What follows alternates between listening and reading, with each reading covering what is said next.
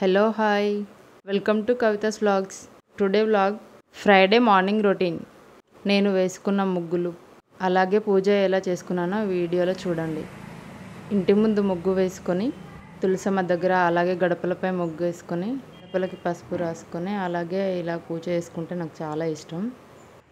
నేనైతే ఫస్ట్ గడపలకి ముగ్గు వేసిన తర్వాత ఇంటి బయట ముగ్గు పెట్టి తులసమ్మ దగ్గర అయితే పూజ చేసుకుంటాను. తర్వాత లక్ష్మీదేవి దగ్గర అయితే పూజ చేసుకుంటా. ఎవ్రీ ఫ్రైడే నా రొటీన్ ఇలాగే ఉంటుందండి. మీ ఫ్రైడే రొటీన్ మార్నింగ్ ఎలా ఉంటుందో ఒకసారి కమెంట్లో అయితే నాకు చెప్పండి.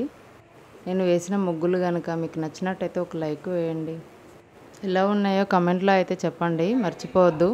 మా వాళ్ళు అంటుంటారు ఎందుకు ముగ్గుల దగ్గర అంత టైం వేస్ట్ చేస్తావు అని చెప్పి.